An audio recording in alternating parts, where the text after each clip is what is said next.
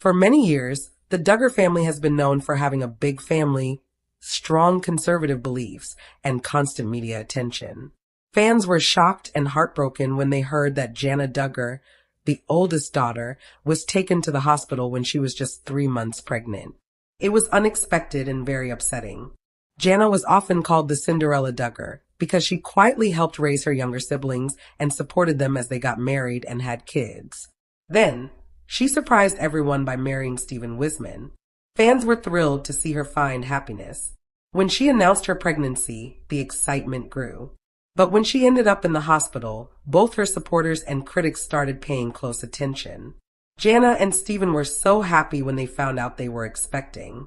A photo showed Jana smiling with a small sonogram in her hand, and Stephen stood beside her with his hand protectively over hers. The caption read that they felt blessed and excited for baby Wissmann to arrive. Fans celebrated, happy that Jana was finally getting the life she had waited so long for: love, marriage, and a family of her own.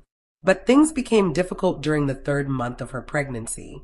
Jana started to feel very tired and had stomach pain.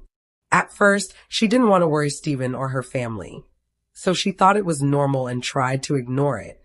But as her symptoms got worse, Stephen insisted they talk to a doctor. One evening, the pain became unbearable, and Stephen rushed her to the hospital. What was supposed to be a simple check quickly turned into a scary emergency. Eyewitnesses said Stephen stayed by her side the entire time in the ER. People in the hospital started whispering when they recognized Jana from the Duggar family. Doctors confirmed that her baby was in danger. She was dehydrated, stressed, and possibly had issues with the placenta. Every minute counted. Stephen, usually calm, looked very worried, but he stayed strong for Jana. Friends close to them said he never left her side and held her hand through everything. News about Jana's condition spread quickly among the Duggars. Michelle, the mother, was said to be heartbroken. She had hoped Jana's story would bring happiness after all the scandals the family had been through. Fans were already guessing what was happening based on sightings and vague social media posts. Jim Bob, always concerned about the family's image, reportedly wanted to keep things quiet. Meanwhile, Jana's sisters showed up to support her. Many of them were moms too and gave advice and comfort. Jessa and Jill were especially helpful, and Joanna even canceled her travel plans to be there. But not everything was perfect behind the scenes. Some family members believed that the stress of being in the spotlight might be making things worse for Jana. They said the years of pressure and responsibility could be taking a toll on her health.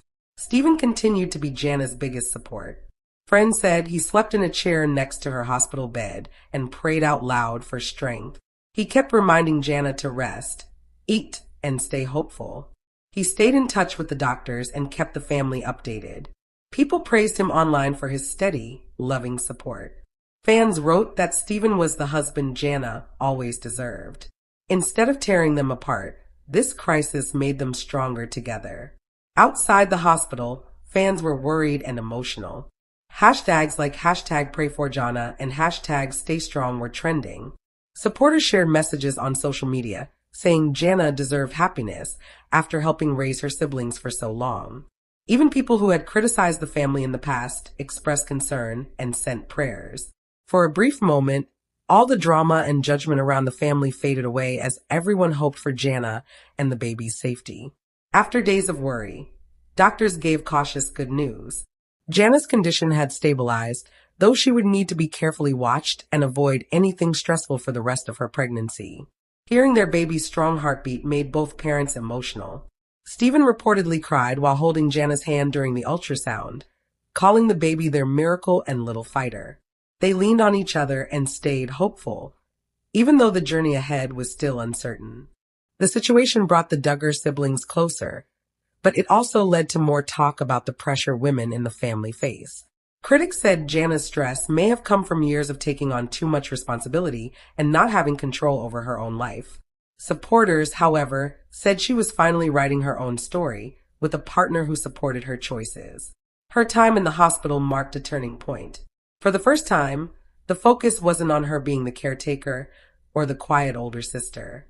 This was her own experience, her struggle, her motherhood, her strength. Stephen became an unexpected hero in this story. In a family where men were often shown as strict leaders, he stood out for his calm leadership, strong faith, and open affection. To many, he represented a new kind of Duggar man, one who leads by protecting and loving, not controlling. He showed that love and faith can go hand in hand with kindness and support.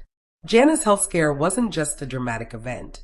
It reminded everyone that even strong people can struggle, that pregnancy is a vulnerable time, and that fame can make hard situations even harder. But it also showed the power of love and partnership. Stephen's support showed what a true marriage can be.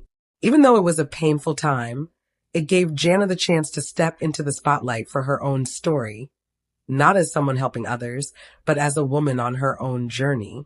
As Jana slowly recovers, with Stephen closely watching over her, fans all over the world continue to send prayers and love.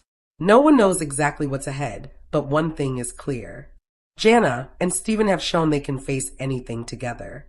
The crisis that began with fear ended with strength and hope.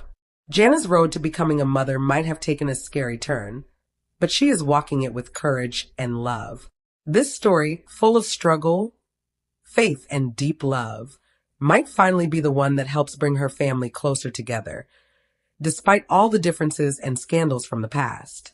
And through it all, TLC, the network known for showing real stories of unusual families, continues to keep the world watching. The Duggar story, which started in 2008 with 19 kids and counting, is still going strong, now with a new chapter focused on love, growth, and healing. The appeal was simple yet magnetic. Viewers tuned in for the logistical spectacle of managing a household larger than most small towns, meals prepared in bulk, chore charts that rival military operations, and hand-me-down everything. The Duggars' home, a sprawling 7,000 square foot compound, became a character in itself, with bunk beds stacked high and a family van that could transport a soccer team. Michelle's pregnancies were chronicled in real time, from ultrasounds to births, reinforcing the show's theme of more kids, more blessings.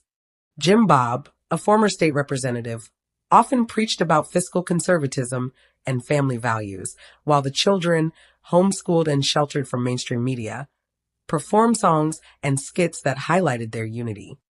But beneath the wholesome facade, cracks began to show almost from the start. The Duggar lifestyle, rooted in the IBLP's teachings, emphasized submission for women and authority for men, with little room for individual expression. Girls were trained from a young age in kitchen keeping, preparing them to be wives and mothers rather than pursuing higher education or careers.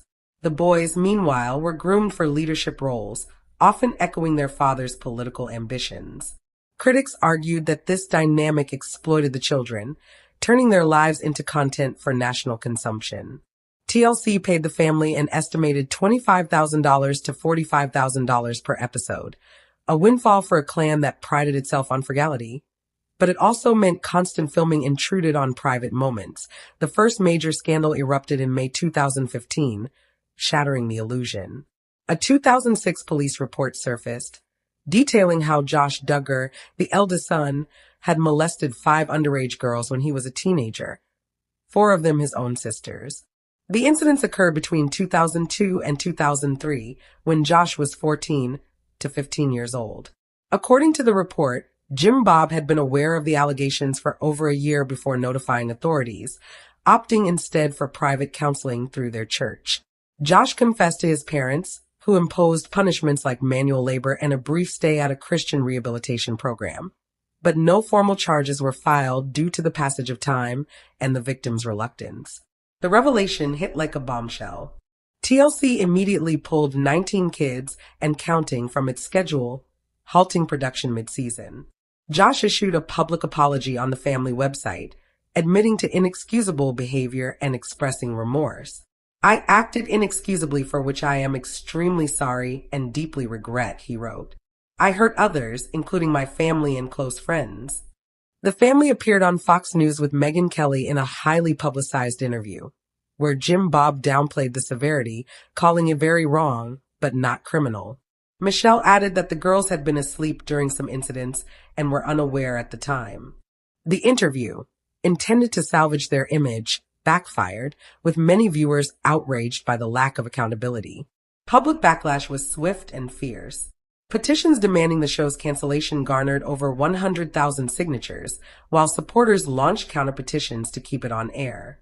Advocacy groups like REINN, Rape, Abuse and Incest National Network criticized TLC for continuing to air reruns initially and questioned the network's vetting process. The Duggars' ties to the IBLP came under scrutiny. The organization, founded by Bill Gothard, promoted teachings that some described as cult-like, including the idea that women should win their husbands' hearts through submission, and that abuse could be resolved through prayer rather than professional intervention. Gothard himself faced allegations of sexual harassment from multiple women in the 1980s, leading to his resignation in 2014. TLC officially canceled 19 Kids and Counting on July 16, 2015, stating they had consulted with victim advocacy organizations and decided the show could no longer continue. The network expressed support for the family, but emphasized their commitment to ethical storytelling. For the Duggars, the fallout was profound. Josh stepped away from public life temporarily, and the family retreated from the spotlight. However, TLC's hunger for big family drama persisted, leading to a spin-off, Jill and Jessa, Counting On, in 2015, focusing on the married daughters and avoiding Josh entirely. The show was rebranded as Counting On in 2017, chronicling weddings, births, and missions trips among the siblings. Even then, controversies mounted. In 2015, during the Ashley Madison hacking scandal, Josh was exposed as a paid subscriber to the Extramarital Affairs website, contradicting the family's purity rhetoric. He admitted to infidelity and entered rehab for sex addiction. The Duggars' anti-LGBTQ+ stance drew fire. Josh had worked for the Family Research Council, labeled a hate group by the Southern Poverty Law Center for its anti-gay propaganda. In 2014, the family deleted same-sex kissing photos from a Facebook contest, sparking accusations of homophobia. Jill Duggar's husband, Derek Dillard, amplified this in 2017 by tweeting transphobic remarks about transgender actress Jazz Jennings, leading TLC to bar him from Counting On. The IBLP's influence loomed large. The 2023 Amazon Prime docuseries, Shiny Happy People, Duggar Family Secrets, peeled back layers on the organization's abusive practices, including emotional manipulation, isolation from outsiders, and a theology that blamed victims for sexual misconduct. Former members recounted stories of forced confessions, arranged marriages, and a culture of surveillance where children spied on each other. Jill Dillard, one of Josh's victims, revealed in the series that she had signed a contract with TLC unknowingly as a minor, binding her to the show without consent. She described feeling like a prop for her parents' ambitions, with Jim Bob controlling finances and decisions. By 2021, the final blow landed. Josh was arrested in April on federal charges of receiving and possessing child sexual abuse material. Investigators found over 200 images on his work computer, including files depicting infants.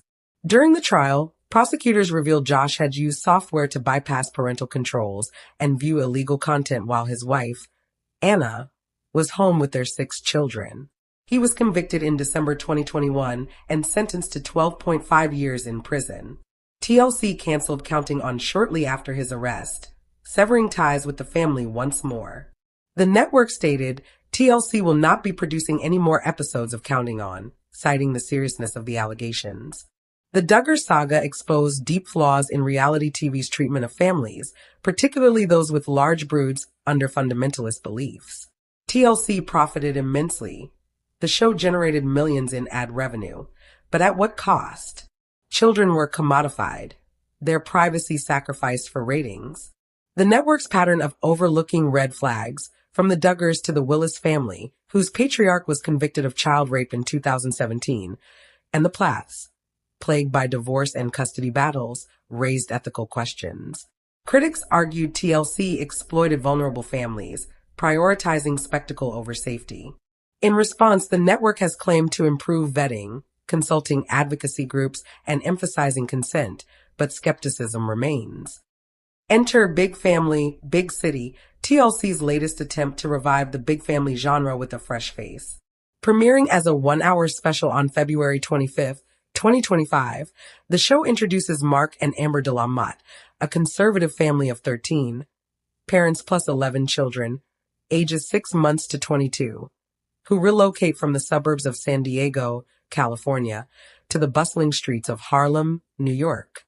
Unlike the Duggars' insular Arkansas life, this move thrusts the Damats into urban chaos, promising culture shock, logistical nightmares, and heartfelt adaptation stories.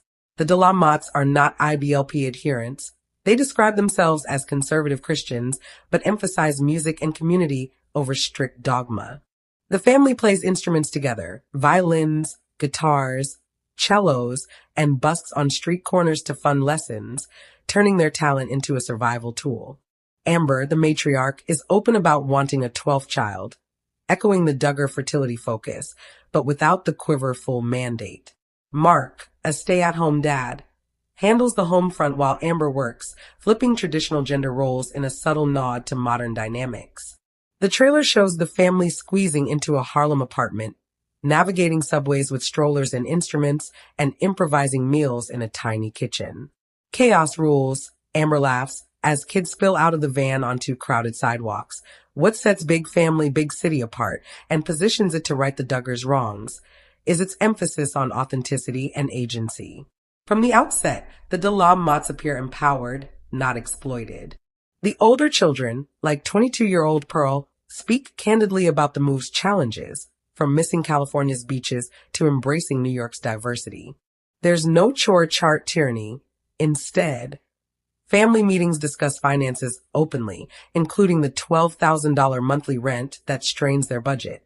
Busking scenes highlight collaboration, with kids earning tips through performances that blend classical tunes with pop covers, fostering creativity rather than conformity. TLC has learned from past mistakes, at least on the surface. Production sources indicate the network required individual consent forms for all family members over 18, a departure from the Duggars' blanket family contract controlled by Jim Bob. Background checks were thorough, and the show includes mental health check-ins, partnering with organizations like Darkness to Light for child welfare oversight. The special avoids sensationalizing faith. While the Damats pray together, it's portrayed as personal comfort, not proselytizing. This contrasts sharply with the Duggars' heavy-handed evangelism, which often alienated viewers.